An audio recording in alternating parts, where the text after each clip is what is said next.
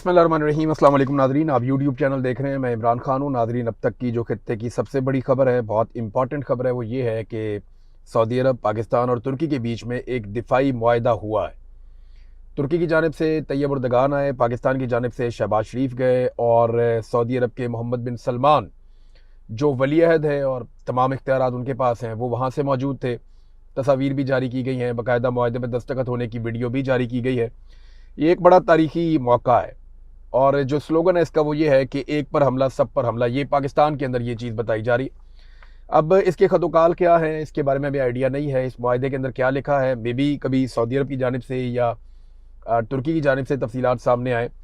पाकिस्तान में तो दिफाई मुआहदे के नुक्ता नज़र से अभी तक कुछ भी नहीं बताया गया हमें कि ये मुआहदा किस नौइयत का है, इसकी बुनियाद क्या है। क्या अगर पाकिस्तान के ऊपर इंडिया हमला करेगा या कोई और कंट्री हमला करेगी तो सऊदी अरब और तुर्की पाकिस्तान के साथ मिलकर लड़ेंगे, या अगर सऊदी अरब की किसी मुसलमान मुल्क से लड़ाई होती है तो तुर्की और पाकिस्तान क्या करेंगे, और अगर किसी गैर मुस्लिम मुल्क से लड़ाई होती है तो क्या करेंगे। यानी इसमें बहुत सारी और चीज़ें हैं। यानी ईरान के साथ अगर सऊदी अरब की लड़ाई होती है तो क्या पाकिस्तान और तुर्की जो है वो ईरान के ऊपर हमला करेंगे या ईरान को मना करेंगे या उसको बाज रखने की सफारती कोशिशें करेंगे। अगर यमन के साथ जो लड़ाई इस वक्त चल रही है हौसियों के साथ सऊदी अरब की, उसमें पाकिस्तान का और तुर्की का क्या किरदार होगा। क्या अमली तौर पर पाकिस्तानी फ़ौजी या तुर्की फ़ौज जो है वो उस हमले के अंदर जवाबी कार्रवाई करेंगे और जाके यमन के खिलाफ कार्रवाई करेंगे, या फिर ये इसराइल के खिलाफ है या कोई ऐसी फोर्सेस के खिलाफ है जो सऊदी अरब के लिए प्रॉब्लम क्रिएट करें।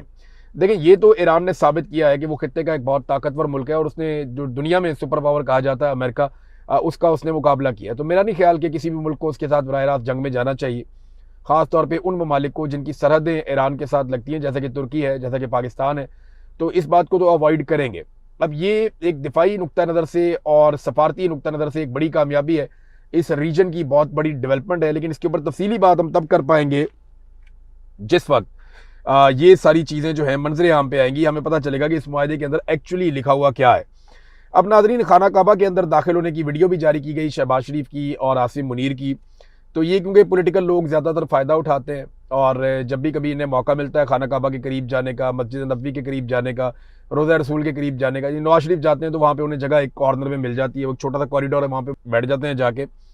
तो वहाँ से तस्वीर जारी करवाते हैं। आम लोगों को वहाँ जाने में दिक्कत रहती है, लेकिन सऊदी अरब की गवर्नमेंट जो है वो इन मुकद्दस मकामात को उन शख्सियात के लिए जिनके साथ सफारती ताल्लुकात उन्होंने इस्तेमाल करने होते हैं, वो उनको उनके लिए खोलती है। ये एक खालिसतन सियासी मामला है, लेकिन आपको पता है मज़हब को भी सियासत के लिए इस्तेमाल किया जाता है और ये सारी पॉलिटिकल पार्टीज करती हैं, सब लोग करते हैं। खासतौर पे जो मजहबी सियासी जमातें हैं वो बहुत ज़्यादा करते हैं। पाकिस्तान जैसे ममालिक के अंदर ये इसकी बड़ी सिग्निफिकेंस है।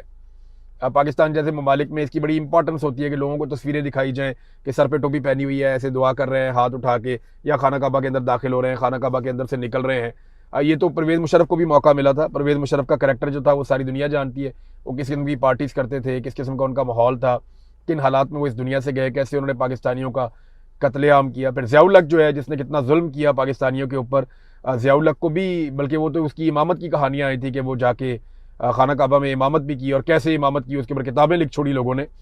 तो अभी आसिम मुनीर साहब की बारी है। सऊदी अरब के साथ आप दिफाई मुआहदा करेंगे तो इतनी सहूलत तो आपको मिलेगी, और ये और बहुत सारे लोगों को भी मिली है, माजी में भी मिलती रही है, आज भी मिली है। लेकिन इसकी वीडियो जारी की गई ताकि आवाम के अंदर एक तासुर जाए। और दो चीज़ें हैं, एक तो उससे तासुर ये देने की कोशिश की जा रही है कि मौजूदा हुकूमत और जो मौजूदा एस्टेब्लिशमेंट है उनके बीच में किसी किस्म की कोई लड़ाई नहीं है।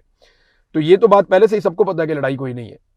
देखें, अंसार अब्बासी साहब ने इसमें एक पोस्ट की है सोशल मीडिया पे, उसके कमेंट्स उन्होंने बंद किए हैं, लेकिन उन्होंने कहा वो पूछना था कि अभी आपको यकीन है कि 6 माह की डेडलाइन दी गई है शहबाज शरीफ को आसिम मुनीर की जानिब से या एस्टेब्लिशमेंट की जानिब से।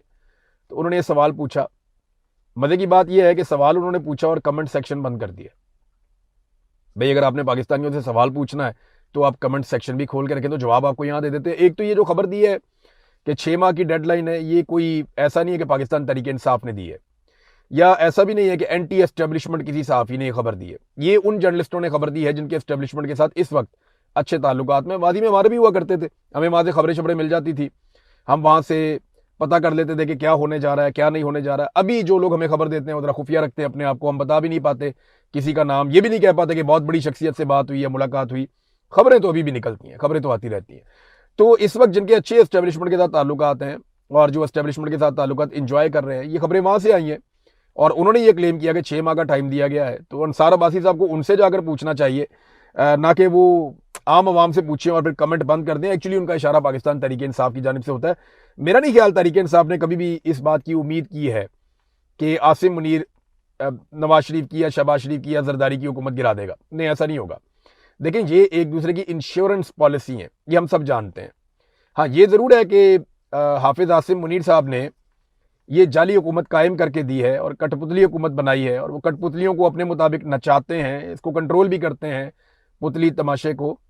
लेकिन जब उन्हें लगता है कि कोई कठपुतली सही तरह काम नहीं कर रहे तो वो उसकी डोरी खींच भी देते हैं। बाज़ औक़ात थोड़ा सा डोरी को खींचते हैं, डोरी को सेट करते हैं, थोड़ा सा कठपुतली को उठा के उसकी तरह मुरम्मत करके ठीक करके दोबारा खड़ा कर देते हैं स्टेज के ऊपर। तो वो ये जानते हैं कि ओवरऑल उनकी अपनी बचत भी इसमें है कि तमाशा चलता रहे, क्योंकि जब तक ये कठपुतलियां काम करती रहेंगी तो एक जाली तमाशा चलता रहेगा। अगर असली सरकार आ गई तो फिर सबको जवाब देना पड़ेगा। तो ये बात बड़ी सादी और सीधी है कि ये एक दूसरे की इंश्योरेंस पॉलिसी है। इन्होंने एक दूसरे को गिरने नहीं देना। अवाम ने अगर गिराना है तो अवाम ने मिलकर इन सारों को एक साथ गिराना है, और ये एक साथ ही गिरेंगे। जब भी गिरेंगे वो आप और मैं देखेंगे गिरता हुआ।